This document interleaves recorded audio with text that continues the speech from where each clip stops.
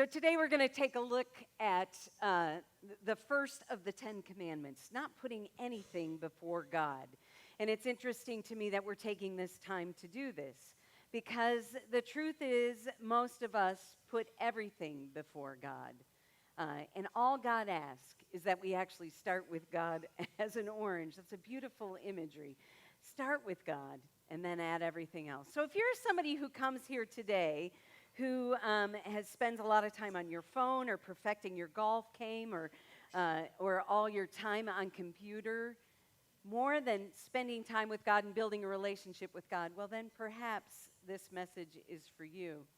If you're one who obsesses over your job, your next drink, be it alcohol or a Diet Coke from McDonald's, if you think about those things, well, then today's message is for you because God's saying, get that out of my way. Get that out of my way. We're looking at this month because National Recovery Month is in September, and it's a national observance held every September. And today, actually this year, it's 30 years old, to where we are aware and we seek to educate Americans on substance use, treatment, and mental health services available to people in this country. The goal is to help people live healthy and rewarding lives. And this year, the project's title, or what it's working towards, is Together We Are Stronger. I don't have to most likely tell you the statistics, but I'm going to. We are a nation in crisis. We are a nation who's struggling with addiction. And whether your problem or someone you know, their problem is alcohol, opioids, heroin, or some other substance, addiction kills thousands of Americans a year. Every year, it impacts millions of lives. Addiction is a mental disorder which compels someone to repeatedly use substances or engage in behaviors, even though they have harmful consequences. Addiction, well, it destroys marriages and friendships, careers, and it threatens a person's basic health and safety. Chances are that most everyone in this room either struggles with an addiction, knows someone with an active addiction, or your family has been impacted some way by addiction. Do you know almost 21 million Americans have at least one addiction, yet only 10% are able to find treatment? Drug overdose in the United States has tripled since 1990. From 1999 to 2017, more than 700,000 Americans died from overdosing on drugs, many of which were prescription drugs. Alcohol and drug addiction in the United States cost the economy $600 billion. In 2017, 34.2 Americans committed a DUI. 21.4 under the influence of alcohol, 12.8 under the influence of some other drug. About 20% of Americans who have depression or anxiety disorder most often have a substance disorder or use as well. More than 90% of the people who have an addiction started drinking alcohol before the age of 18. Americans between the age of 18 and 25 are most likely to be addicted to drugs, but guess who the second class following them up is? People who recently retired. Now, you may be saying, I don't get this doesn't mean anything to me, but I read a report this week that said 92% of you panic if you don't have your cell phone right in front of you and if you don't know where your cell phone is. Another group of people report, and they're being honest because most of us are not, that they are texting and driving still, even though today they know it has harmful effects on their own lives and on the lives of others. We laugh about binge watching Netflix, and we applaud people who work 80 hours a week. But let me remind us phone, text users, Netflix, binge-watching 80-work-hour-week people, the definition of addiction, and we're going to put it up on the board here. Addiction is a mental disorder which compels someone to repeatedly use a substance or engage in behaviors even though they have harmful consequences. Addiction destroys marriages, friendships, and careers, and it threatens a person's basic health and safety. Now, the word addiction probably did not exist when the Bible was first put together some time ago. But there are a lot of different passages that relate to harming oneself, to drinking too much, and to being tempted by these evil forces in the world. If this is a topic of interest for you, I encourage you to go online, to pick up your Bible, and take a look at how oftentimes in the Bible there are different passages that relate to us trying to connect with something other than God. There is this amazing passage in Genesis 20 that if anybody can figure it out, please come and talk to me about it. It's Noah has made it through the big flood. He has made it through the big flood. So one of the very first things he does is he plants a vineyard, and then he gets totally drunk one day, walks out of his tent naked, encounters his kids, and I honestly can tell you I have no idea what they're trying to get at. I wish somebody could. In Proverbs, it says this. It says, wine is a mocker and beer brawlers, whoever are led astray, are not wise.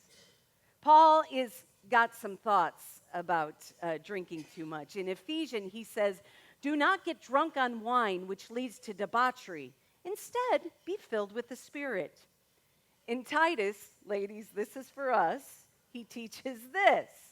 Likewise, teach the older women to be reverent in the ways they live, not to be slanderous or to drink too much wine, but to teach what is good. I'm sure that there are other passages that I'm not going to focus on here today. But what's interesting to me is with the ones that I did look up and the time I spent this week is I noticed that addiction is a bad thing in the Bible. It's identified as sinful. It's identified as one of the temptations in the world. But the truth about life is addiction is a disease. It is a disease. It's dis-ease. And the only way that I ever witnessed Jesus dealing with people with dis-ease or disease is with hope and with healing.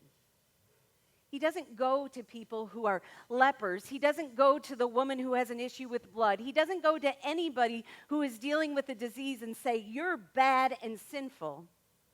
He loves and cares for them. I don't know if you've seen it or not, but there's this television show on TV called Intervention. Have you seen it? Intervention. What they do is they follow somebody around who has an active addiction for a couple of weeks with a camera.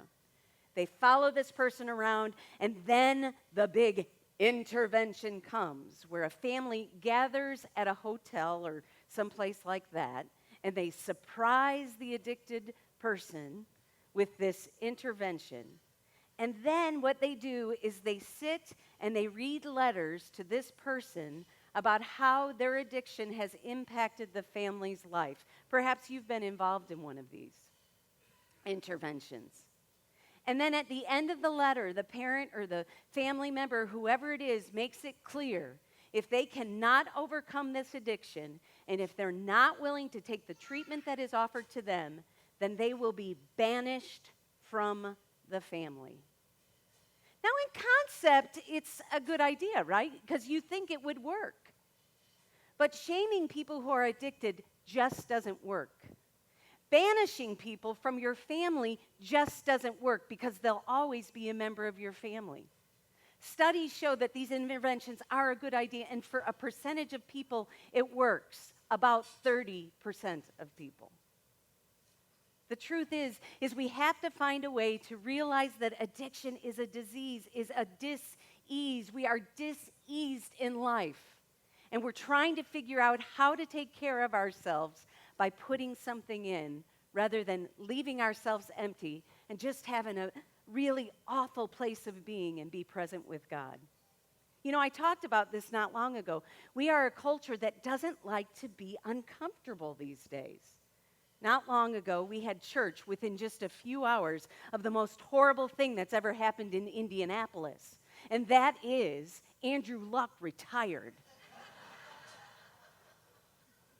I was with people last night. there is serious emotion around this. Thank you, ESPN. But what's so interesting is if you go back to that night, you remember, right? Some people who had been drinking, they were there for a celebration, and suddenly they were not at ease anymore because the one that they thought was the great hope retired to save his brain and his life. What a guy. And what did we do? We booed him. I don't think we booed him because we're bad people. I think we booed him because we don't know how to feel anymore. We don't know how to feel disappointed. We don't know how to feel angry with just sitting in it. We just don't know how to feel and be present with God. That, I think, is what happened that night with Andrew Luck. The truth is that we are a people that don't know how to be with that which we do not understand. We immediately try to become gods ourselves and try to determine how to best deal with situations that we don't understand. And most often, as in the situation with Andrew Luck, we get angry or we judge. We look at the streets and on the streets of those who have lost everything, and we say to ourselves in a pretty judgmental sense, well, they need to get their lives together. This is the United States. They need to get a job. If they need help, there are resources out there to make them and help them get help. I don't know why those people don't get it together. We look at people who are overweight and we think, what is wrong with that person? That person has absolutely no willpower, and that person, well, she's killing herself. We look at our teenagers and we say to them, stop being so reckless. But then we ourselves tell them this as we're having dinner with them and have a third glass of wine and then drive them home. We have somehow equated having it together is somehow being able to hold it together in other people's eyes. That's what it means to have it together. If you have a job and if you have money, if you've retired comfortably, if you have an education, and you appear to have it all, then you are successful. Good for you.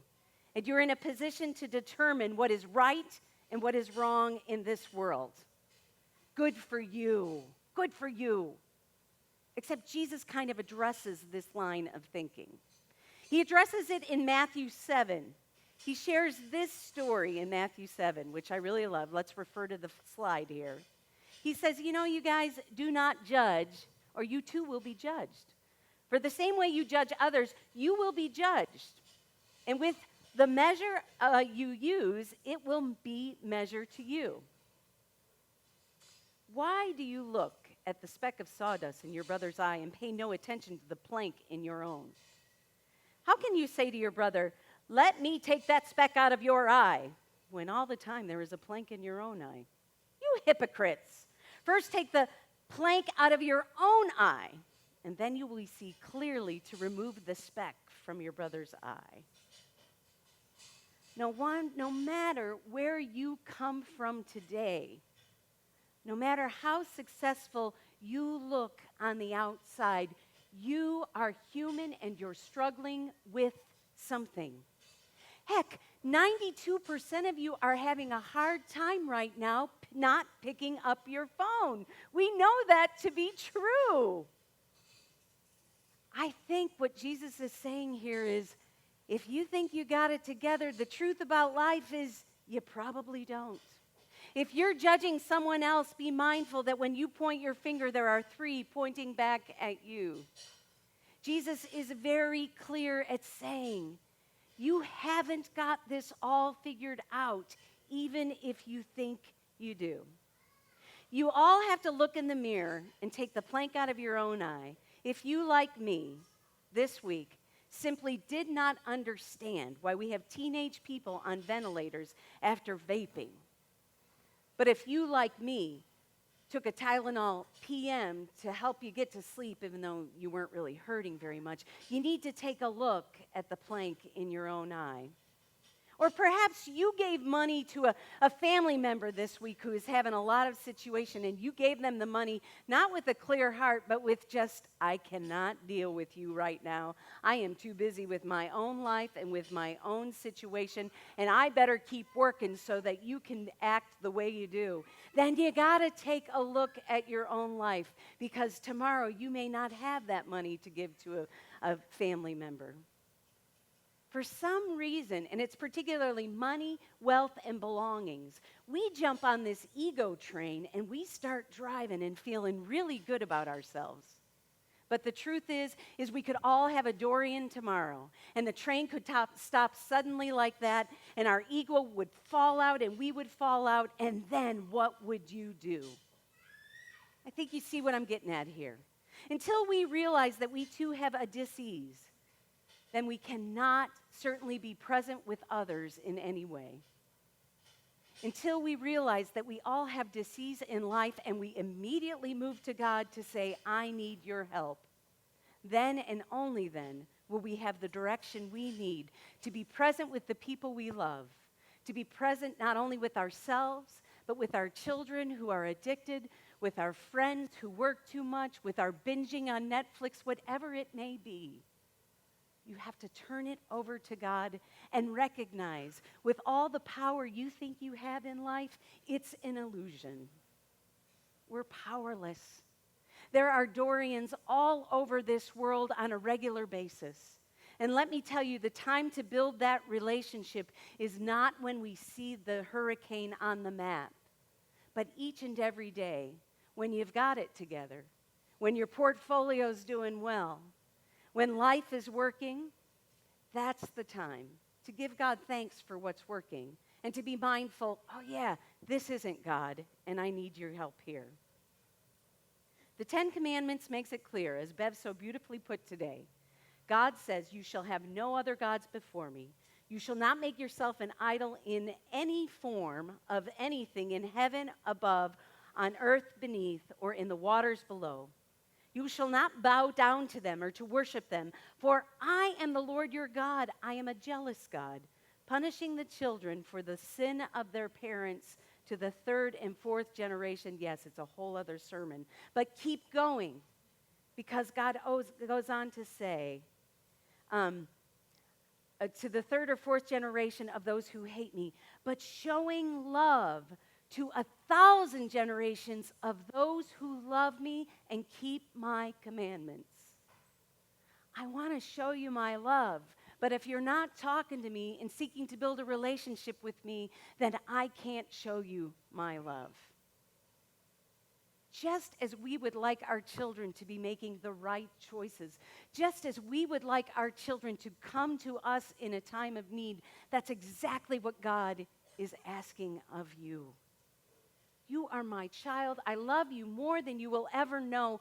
Bring that concern to me, and I will be present with you in that which is not working. I can deal with your pain. I can deal with your anger. I can even deal with your hatred towards me, but you got to bring it to me in order for me to be present with you. See, the God within is being covered up in a lot of different ways, with cell phones and with drugs and with all of these different things, with food. And God just wants to be present with you in the hurricanes of life, in the hurt of life. It's hard because that immediate satisfaction is pretty nice.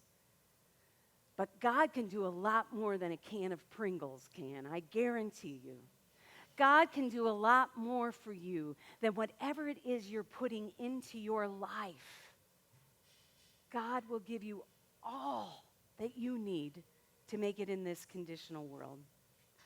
I'm going to end this message with just a little bit of time for you to be mindful of those things that get in the way, those things in your own life.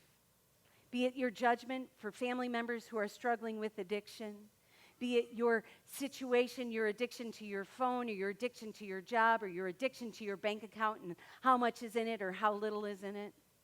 I'm just going to give you a moment here to just say, God, I'm going to just get rid of this. I'm going to get it out of the way so that you can be fully present within me in front of me, before me, behind me. You are a God that loves me more than I love anything else. And I want to know that love. So let's just pause for a minute here. Name those things. Your cell phone, alcohol, drugs, the way you always have to have the last word, work, your portfolio, your bank account, your ego. Ask God to tell you why you have been brought here today.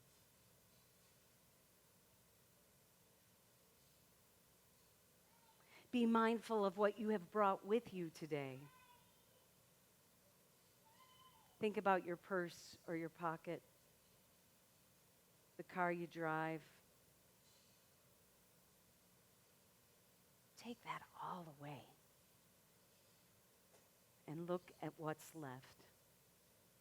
The light and love of a God who loves you no matter what.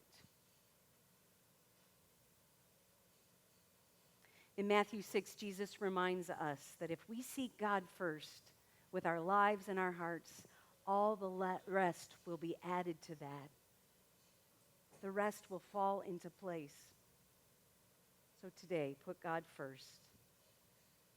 Before your meal, before your activities, before all that you have planned. You've made the first right step in coming here. Now put God first for the next. Amen.